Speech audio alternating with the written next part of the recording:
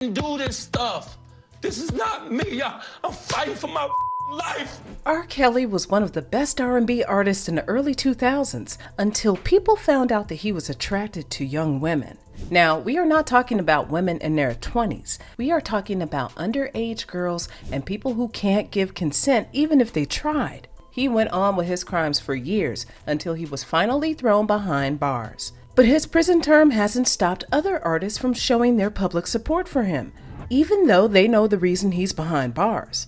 So why do these celebrities keep supporting R. Kelly?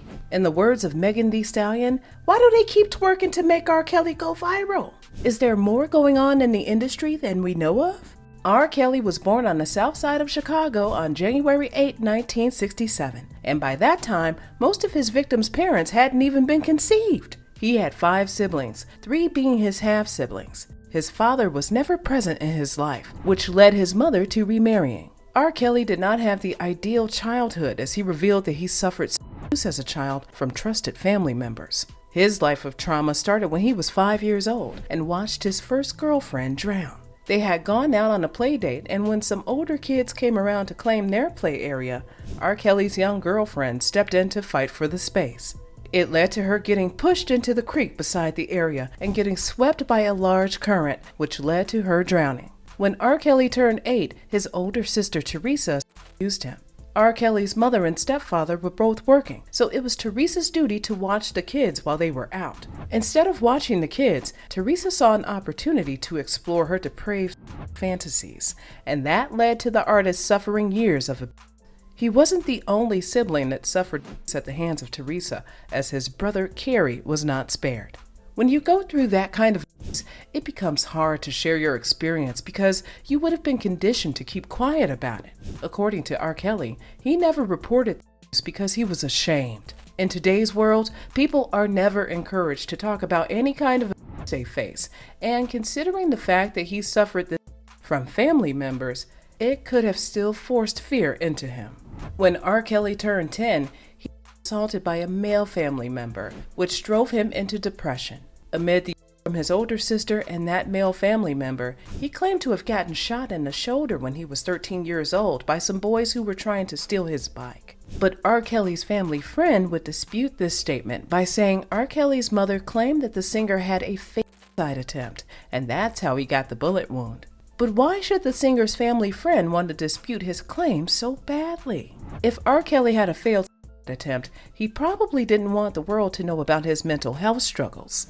When you look at R. Kelly's childhood and the feeling of shame he experienced, along with his family friend trying to discredit him, it's easy to understand why he didn't tell his family members about the abuse he endured.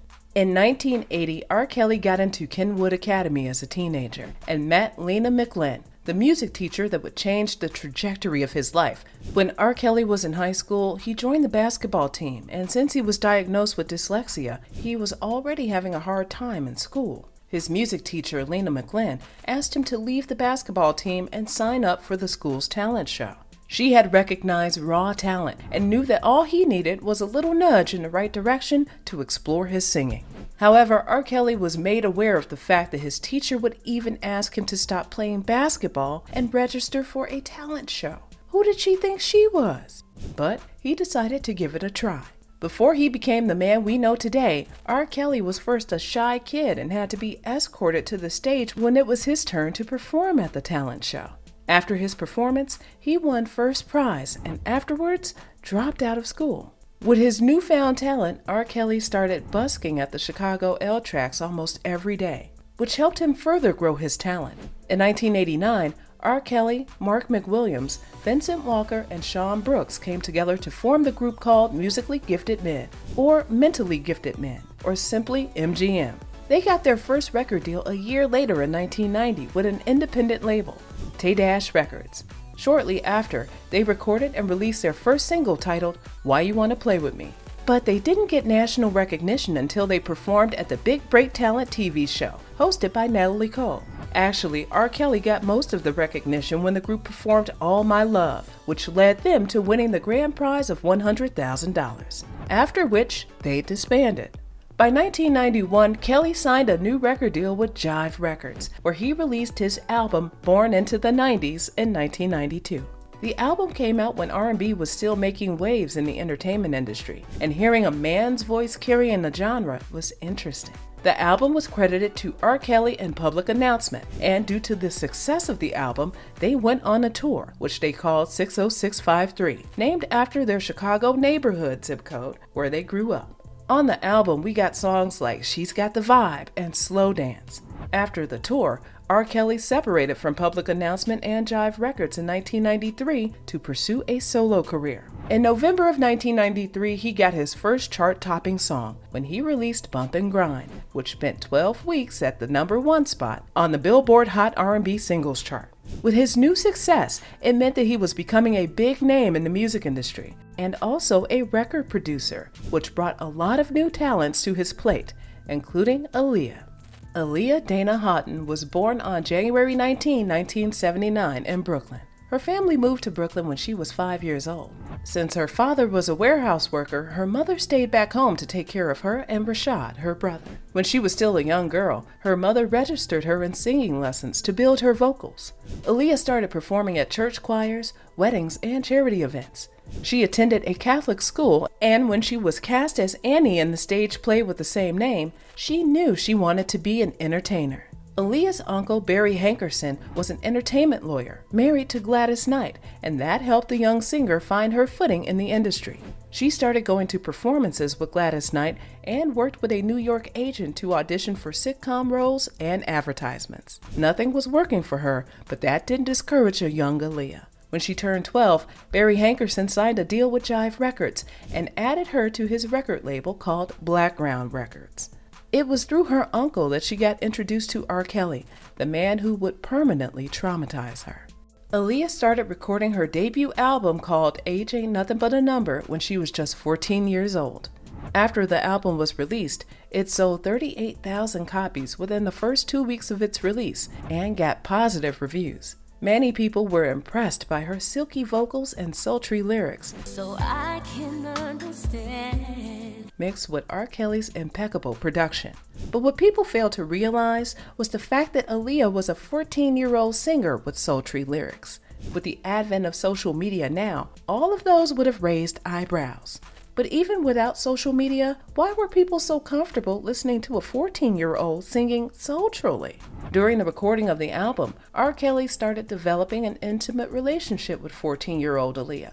In 1994, when it all started, she said R. Kelly would take her to go see a movie or get something to eat, and after the fun, they would work. She simply said their relationship was rather close. No, we're not. We're just very close. He's my best friend. Yeah, cool. Now, who found her? Which should honestly have been concerning for all the adults that heard her talk.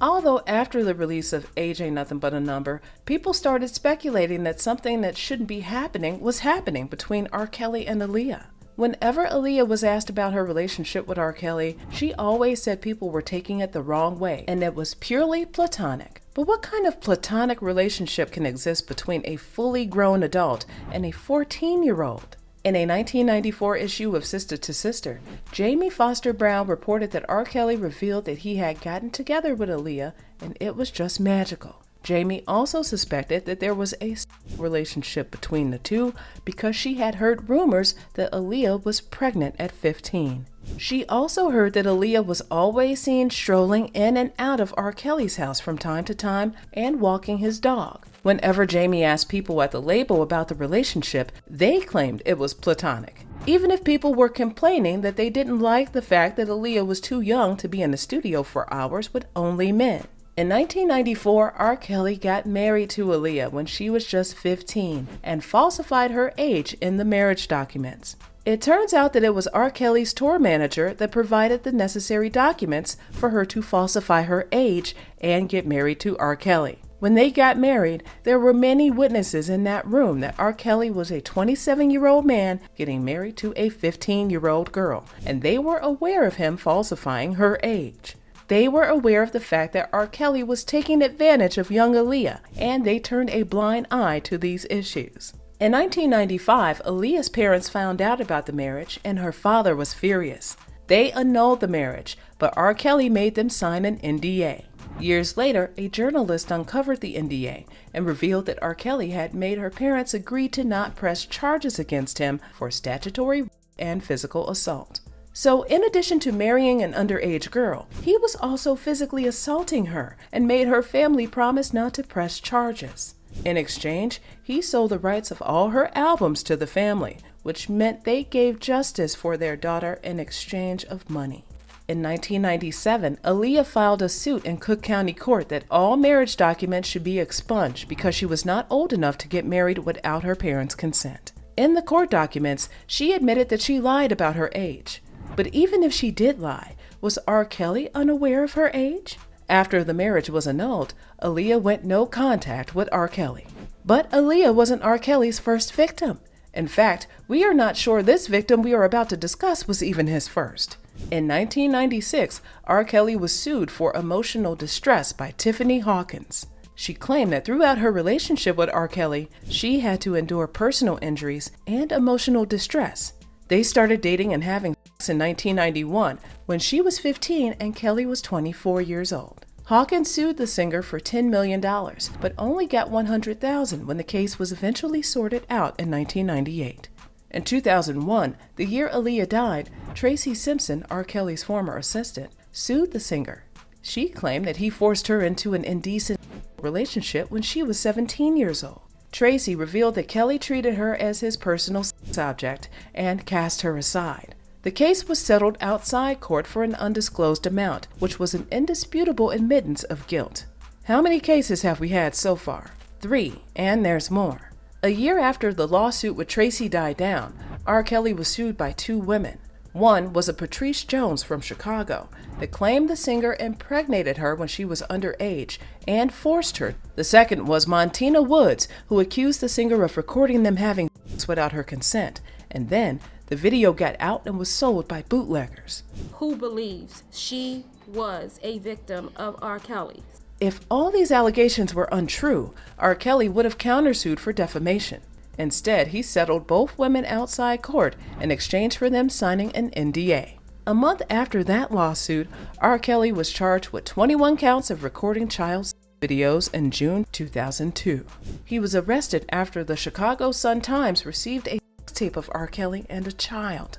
They passed the video on to the police, who then did their forensics investigation and verified that R. Kelly was actually the participant in the video. R. Kelly posted a bail of $750,000, and after coming out of prison, he told MTV that he was innocent of all the allegations. Art is so big, people betray me, and I keep forgiving them. It took 6 years for the case to be tried in court, during which R. Kelly released his album Trapped in the Closet and was nominated by the NAACP for an Image Award. Despite all the allegations against him, the NAACP, which is the National Association for the Advancement of Colored People, considered him for an award. It was almost like none of the people that he had abused were people of color. How were they supposed to feel seeing their abuser getting praised for the same thing he used to gain access to them? After that case was tried in court, it was thrown out because the jury said they could not confirm if the girl in the tape was actually underage. Before that case was taken to court, R. Kelly was arrested again after police raided his house and found a camera with pictures of him having sex with an underage girl.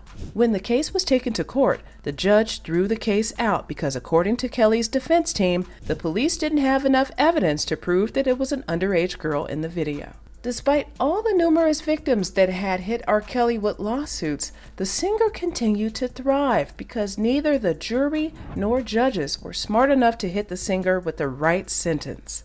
It seemed like the more R. Kelly was let off the hook, the deeper he got into his crimes, and the world only started to care in 2017 when BuzzFeed released an expose that looked into a supposed cult run by R. Kelly. Based on the report, R. Kelly was running an illegal cult with underage girls. All these girls were brought from different parts of the world, and the singer physically and sexually assaulted them. He confiscated the phones of the victims, barring contacts between the girls and their friends or family. The girls approached him for help with their music careers, after which he seduced them and took control of their lives. It feels like a scene out of a psychological cult thriller, but that's the reality many women face at the hands of R. Kelly. BuzzFeed heard the allegations through former employees of the singer and parents of the victims who claimed their daughters disappeared after meeting R. Kelly. R. Kelly controlled how these girls dressed, who they could interact with, and how they could have sexual intercourse while he watched. After BuzzFeed dropped the allegations, many victims started coming forward within 2017 to 2018, which shows that when victims of abuse are given support, they are able to step forward and share their stories. One victim, Kitty Jones, revealed that Kelly starved her and coerced her into having sex with him. Plus, she wasn't the only one he did that to, as Kitty revealed that the singer had other women he punished in that manner. In a 2018 BBC Three documentary, one of R. Kelly's associates, Lavelle James, revealed that the singer asked him to look out for women that looked young at parties and solicit them. Lavelle also stated that it was common knowledge that the singer was attracted to younger girls. But I don't like anybody illegal, if that's what we're talking about, underage. After the documentary was aired, people took to social media with the hashtag #MuteRKelly as they lobbied for RCA Records to sever all ties with the singer. The hashtag was also targeted at streaming platforms and concert promoters that continue to push R. Kelly's career, despite all the allegations against him. The singer responded to all the allegations with a song called I Admit. In the song, he said, "Only God can mute me," and "Am I supposed to go to jail or lose my career because of your opinion?" When people were protesting outside one of his concerts, the singer said the boycott being called on him was too late. R. Kelly was consciously and consistently mocking his victims and everybody that was standing behind them. Even when Spotify and Apple took down his music during the heat of the protest, they later put the songs back online as if nothing ever happened. Still, in 2017, one of the singer's romantic partners sued him for intentionally infecting her with an STI. R. Kelly continued to thrive as a singer until 2019, when a new documentary titled Surviving R. Kelly was released. It was a 6-episode-long show that had multiple victims of the singer talking about their experiences with R. Kelly and how he traumatized them. One of the singer's bodyguards said hearing the girls talk about their experience with R. Kelly reminded him of how Aaliyah used to talk whenever she was asked about her relationship with him. She always seemed scared and tried to evade the topic. The documentary led to a new investigation on the singer, after which a lawyer revealed that he had video evidence of the singer raping a 14-year-old girl. He was hit with 10 different child cases after the documentary, and more charges came in from different states between 2018 and 2019. His lawyers kept trying to get him out of jail on bail, but they kept failing. During the 2021 pretrial hearing of Kelly's case, one of the singer's lawyers confirmed that R. Kelly actually had a sexual relationship with Aaliyah. After going back and forth on deliberations, he was found guilty of 9 charges. Finally, in June 2022, R. Kelly was sentenced to 30 years in prison for using his celebrity status to sexually abuse women and children. The singer spent decades free, getting multiple awards and opportunities, all of which placed him as a notable figure in the industry. With such a position, it was easy for him to get new victims and trust that he got new victims whenever he wanted. It wasn't because his victims were not speaking up, but the entertainment industry continues to shield criminals as long as they make money. Celebrities like Jimmy Fallon helped promote Kelly's album in 2016, despite all the child pornography allegations against him since 2000. Plugging the singer's album into his show meant money for Jimmy Fallon, who was okay with selling his conscience for some millions. During the heat of the allegations, Jay-Z canceled his tour with R. Kelly, but came back years later to go on tour with the singer in 2002, when Kelly was indicted. So it was evident that brands and people stepped back from working with him because of how they thought it would look on them. And when they saw the coast was clear, they went back. When the Surviving R. Kelly documentary was released, Erykah Badu posted a picture of him with the caption, "I love you unconditionally." When artists like Lady Gaga and Dave Chappelle were asked to give their opinions on the case, they decided to step back despite working with the singer. People in the industry supported Kelly despite all the public allegations against him because it gave them a fatter bank account. They may do virtue signaling now and try to stand in solidarity with the victims, but it doesn't change the fact that they continued rubbing shoulders with a known predator just to advance their careers. You may release new songs and do new things that will make people talk about you, but the world will never forget all the love you showed for R. Kelly while his victims struggled. Predatory behavior will continue to thrive in the entertainment industry as long as other celebrities continue to stand with known abusers. Predators will continue to feel like they are untouchable until they start getting boycotted on their first trial of abuse.